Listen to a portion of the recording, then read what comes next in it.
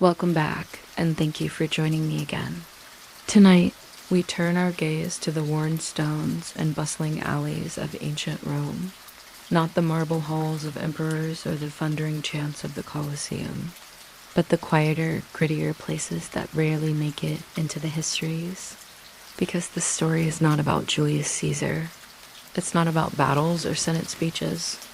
It's about the ones who clean the floors after the banquets, who lit the lamps before dawn, who were present for every moment and yet barely noticed at all. We begin with the public slaves, servi publici, the invisible workforce that made Roman life function.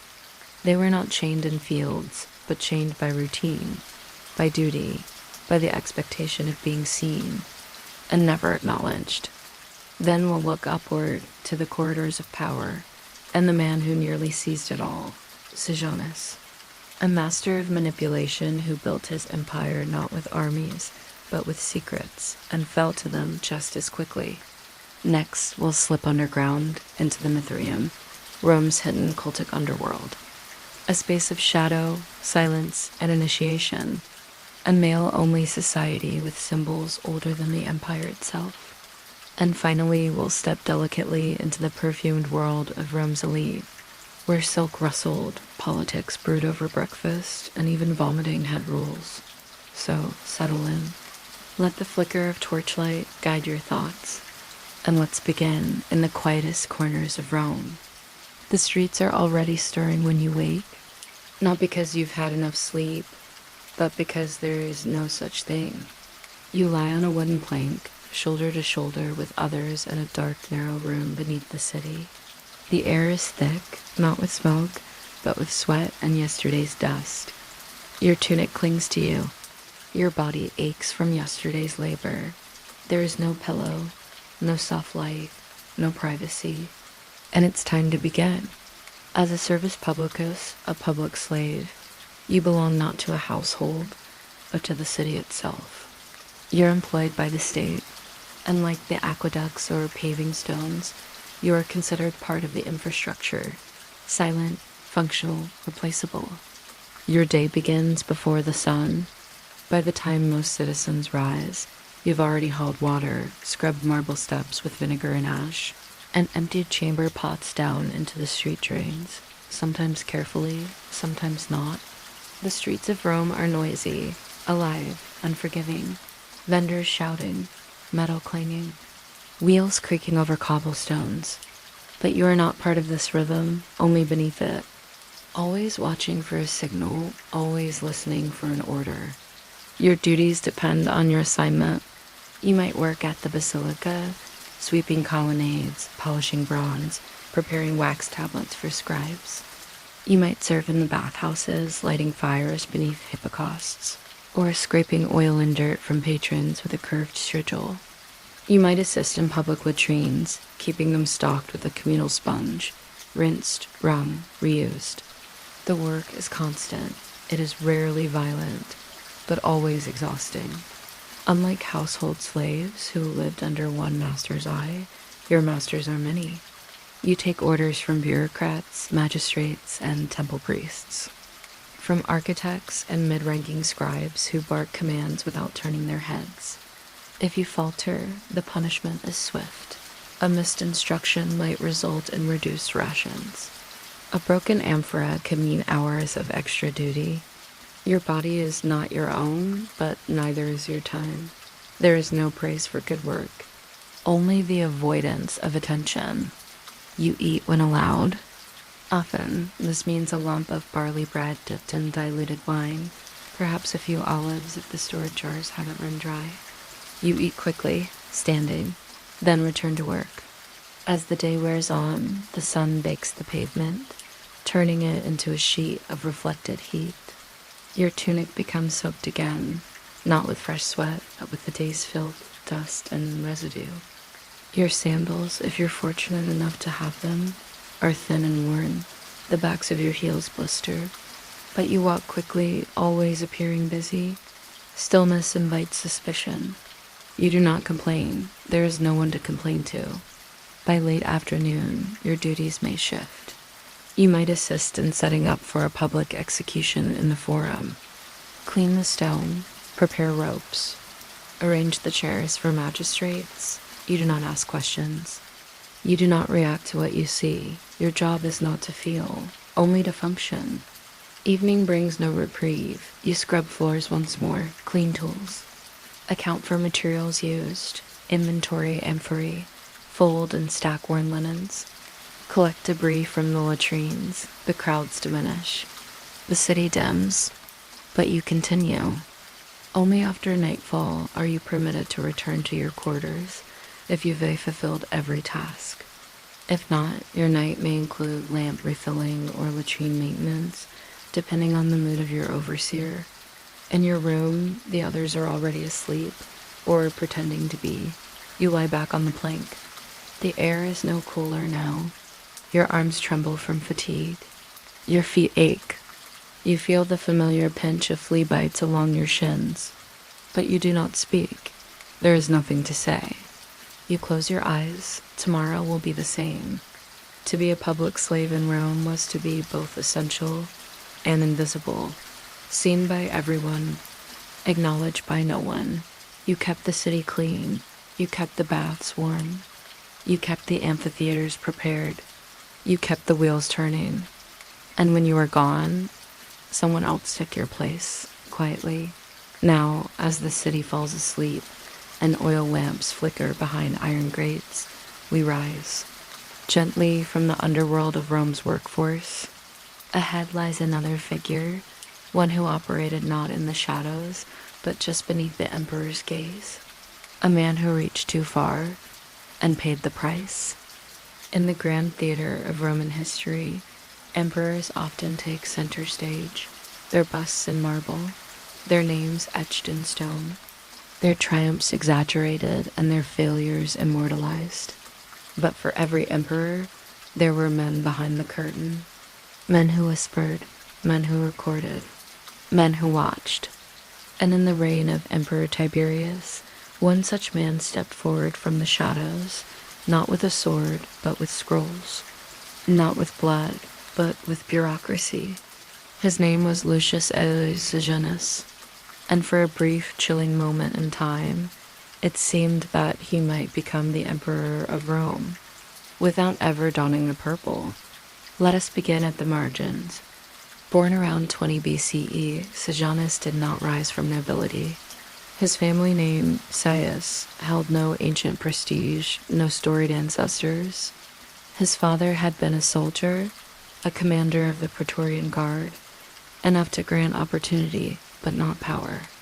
And Sejanus was watching, listening, waiting. In a city obsessed with lineage, Sejanus built his future not on family, but on access. He began humbly as a bodyguard to the imperial household. But Rome is a city of proximity. If you are near the throne, you begin to matter. Through persistence, charm, and a chilling sense of ambition, Sejanus climbed the ranks of the Praetorian Guard, Rome's elite bodyguards, sworn to protect the emperor, and occasionally replace him. He became Praetorian prefect in the year 14 CE, the very same year Tiberius ascended to the throne after Augustus' death. And here, Sejanus' rise truly began. Unlike the emperors, Sejanus did not crave public adoration, he craved control.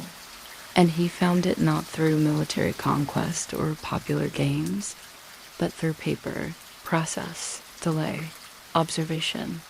He reorganized the Praetorian Guard, bringing them from scattered barracks to a single fortified camp just outside Rome, the Castra Praetoria. This allowed him to consolidate their power and centralize his influence. Now, every sword that protected the emperor passed through Sejanus' hands and Tiberius. He was no Julius Caesar. Suspicious, withdrawn, often absent. He had little patience for the messy business of rule. He preferred quiet control, familiar faces. Sejanus became that face. He whispered into the emperor's ear. He screened every petition. He filtered every piece of news, and slowly he replaced the empire's pulse with his own. He didn't need to be seen. He needed to be obeyed. Sejanus began targeting the nobility, especially those who might oppose his rise. He mastered the use of treason trials, maestas charges, vague, sweeping accusations that could bring down senators, generals, or even members of the imperial family. Letters were intercepted, informants were planted, confessions were extracted and rewritten. People began to disappear, and still Tiberius trusted him. When Tiberius' own son, Drusus, died in 23 CE, Sejanus publicly mourned. Privately, he may have poisoned him. It's never been proven. But whispers suggest that Sejanus, fearing Drusus as a rival, fed him a slow toxin through a trusted servant. If true, it was the ultimate play. Remove the heir and move closer to the throne. And the emperor, lost in grief, drew closer to the man who stood beside him. Then came the next move, marriage. Sejanus requested to marry Livilla, Drusus' widow, and a member of the imperial family. It was bold, too bold. Tiberius refused. Perhaps suspicion finally stirred. Perhaps it was simply decorum. Whatever the reason, the door to the throne creaked open and then slammed shut. Sejanus didn't stop. He simply adjusted. In 26 CE, Tiberius withdrew from Rome entirely, retreating to the island of Capri, a place of cliffs, quiet, and rumor. The emperor governed by letter from hundreds of miles away. And Sejanus, he was now functionally in charge. Senators bowed to him. Courts deferred to him. Praetorians obeyed him absolutely. He was consul in 31 CE, the highest elected office in Rome. And yet, he remained a shadow. Never emperor, never crowned, only present in every corner of Roman life, but shadows lengthen. And power, once tasted, is never secret for long. Rumors returned to Tiberius on Capri, letters warning of Sejanus' ambition, a tide of unease. And in the autumn of 31 CE, the emperor moved, but not with soldiers. With secrecy. In October, the Senate was summoned. Sejanus, confident and surrounded by allies, entered expecting honors. What he received was a letter written by Tiberius. Read aloud, at first vague, confusing, some praise, some concern, then suddenly clear. An accusation, treason. The Senate froze. Sejanus stood motionless. The Praetorian Guard, now under a new commander, arrested him on the spot. There was no trial. He was taken to prison, executed quietly, his body thrown down the Gemonian stairs where it was left to rot in public view. Crowds gathered. They spat, they tore at him. The same people who once feared him now treated him like refuse. His family erased, nothing left. His children were executed, a rare exception to Rome's law against harming the innocent. His name was damned, literally erased from inscriptions, statues pulled down, coins melted, a damnatio memoria. The ultimate Roman punishment, to not just die, but to be forgotten. And yet, here we are, whispering his name again, tracing the chill of his ambition, following the paper trail of a man who nearly turned Rome into a machine he alone could command. Sejanus never wore the laurel crown, but for a brief moment, the empire bent to his will. A bureaucrat, a puppet master, a warning. Now we descend deeper, not into power, but into mystery. Below the city, beyond the shrines of Jupiter and Mars, lies another kind of Rome, carved in secret, a cult, a god born from stone, and a bull's blood that never touched the surface. Beneath the feet of Rome, beneath its temples, its forums, its echoing bathhouses, another world stirred. Not a city of marble, but one of shadow, of torchlight flickering against damp stone, of whispered oaths, and of secrets carved into silence. This was not a religion for the crowd. It was not announced in parades or practiced in open courtyards. It was subterranean, esoteric, male only. It was the cult of Mithras, and in the darkness of a Mithraeum, Rome whispered to something older than itself. Let us begin not with temples, but with tunnels. A Mithraeum was not built above ground. It was carved into the earth, sometimes as a natural cave, more often an artificial one. A long, narrow space with low ceilings and no windows. Imagine yourself stepping inside. Your feet press into packed dirt. The air is cool, unnaturally so. The smell is rich: oil, sweat, stone, incense. 2 stone benches line the sides of the chamber, just wide enough to lie on. This is not for comfort. This is for initiation. At the far end of the room stands a relief, always the same. A young man, cloaked, dagger in hand, slaying a bull. Around him, animals watch: a dog, a snake, a scorpion clutching the bull's genitals, a raven in flight, a sun above, a moon beside it, the tauroctony, the bull slaying, always there, always mysterious. We still don't know exactly what it meant. Mithras, the god at the center of this cult, did not come from Rome. He likely came from Persia, or rather, from a Roman imagination of Persia. Mithras was a god of light, of contract, of cosmic order, but not in the way Jupiter was, or Mars. He had no public temples, no festivals on the calendar, no prayers spoken aloud in public squares.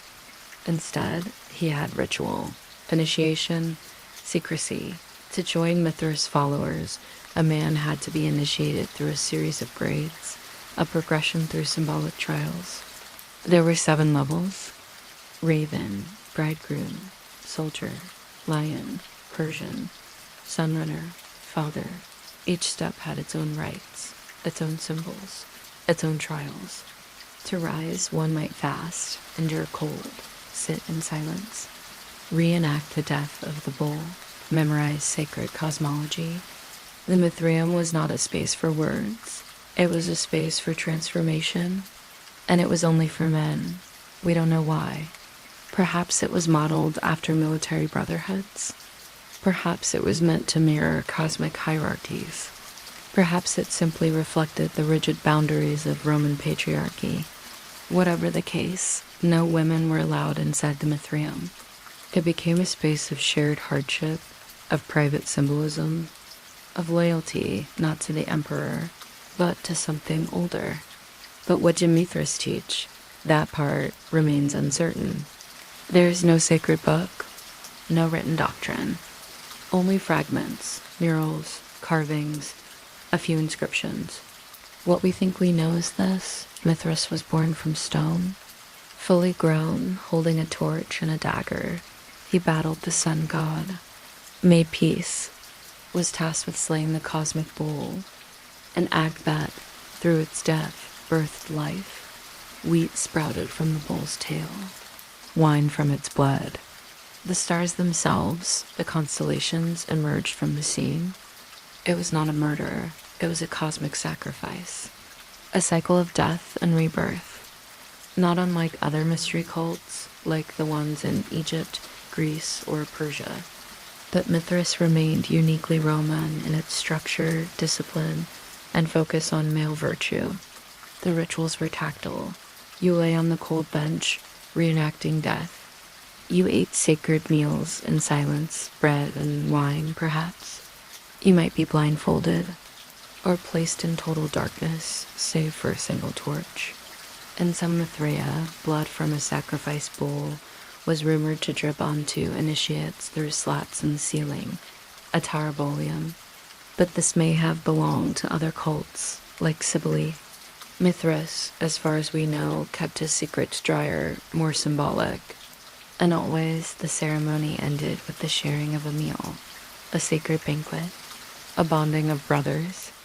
And then you left, returning to the surface, to your job, your family, your duties. No one would ask what happened below. You would not tell them if they did. The cult operated parallel to public religion. It did not replace Jupiter or Mars. It offered something else, a personal path, a cosmic promise, a secret you carried alone. Mithraism spread quietly, especially among soldiers, tax officials, and administrators, men on the move, men far from home, in Britain, in Syria, in the Alps, in Africa. Wherever Rome's legions went, so did Mithras, carved into the stone of outposts and frontier forts. It was not state-sponsored. It had no temples on the Capitol Hill, and yet it grew.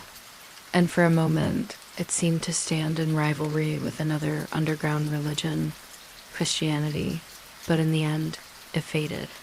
Unlike Christianity, Mithraism left no written theology, no martyrdom stories, no bishops or canon.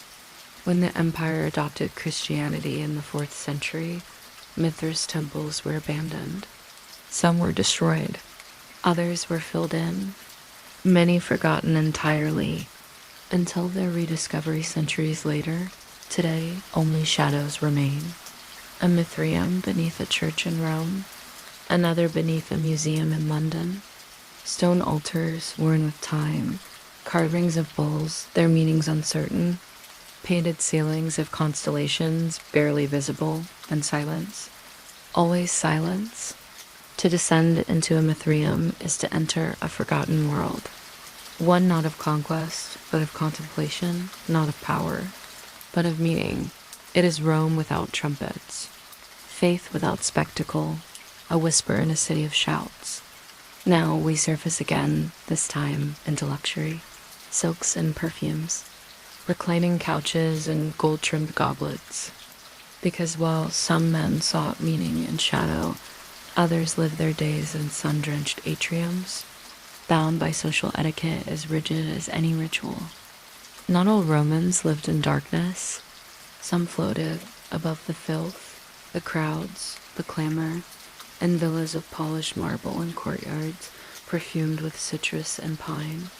They had slaves to hold their sandals, servants to hold their secrets, and scribes to hold their grudges. These were the patricians, the elite class of Roman society, born into names longer than most sentences, swaddled in privilege from their first wail. But their lives, while golden on the surface, were ruled by 1,000 invisible strings, obligations, traditions, political traps, and the constant, exhausting performance of being superior to everyone else. It wasn't freedom. It was luxury wrapped in etiquette. Comfort measured by how still you could sit, while everything happened around you. Let us begin in the morning, or rather at dawn, when the air is still cool and the clatter of the city has not yet begun. You do not rise to the sound of a rooster, nor to the slap of a street vendor's sandals. You awaken to silence. A servant, silent, parts the curtains. He does not speak. You do not look at him. Your bed is wide and soft, the linen imported from Egypt. You do not make it. You never have. Your day begins in the atrium, the open central courtyard of your domus. Light streams in through the compluvium, reflecting off the still water of the shallow pool. The impluvium beneath it. The architecture isn't just beautiful. It reminds everyone who enters, this is not a house. This is a statement. As a patrician man, you receive clients in the morning, dozens, sometimes more. They file in quietly, heads bowed, former slaves, poor citizens, ambitious nobodies, all seeking favors, money, introductions, legal support. This is the salutatio. It is tedious. It is expected. You nod, you murmur, you hand out a few coins, and in return, these men praise you in public, follow you to the forum, cheer when you speak. This is the Roman version of influence, not viral, but visceral. Earned through status, maintained through daily performance. Then comes breakfast, or what passes for it.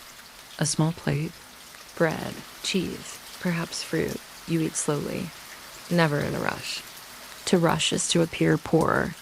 By mid-morning, if you're involved in politics, and most patricians are, you move toward the forum. Your litter is carried by 6 men. You recline. You do not make eye contact with the people below. You pass temples, statues, graffiti-covered walls. You pretend not to notice the smells: animal dung, hot bread, crushed garlic, unwashed bodies. At the curia, you enter wearing your toga pura, a plain white garment of significant weight and little practicality. Togas are awful to wear. They itch, they restrict movement, they are heavy, but they are Roman, they are elite. So you endure. At the Senate, you speak or don't. Sometimes the day is spent listening to petty grievances from provinces you've never visited. Sometimes it's just about being seen. Other patricians assess your gestures, your posture, your tone. Is he confident? Is he rising? Is he worth aligning with? No one says this aloud. The room is quiet, but every silence is loaded. By early afternoon, you return home. And now comes what most imagine when they think of elite Roman life: the banquet. But before the feast, there is preparation. Your cubiculum, dressing room, is stocked with lotions, oils, and perfumes. You are massaged, groomed. You slip into lighter robes, rich in color, perhaps embroidered with purple if your family dares. The table is not a table.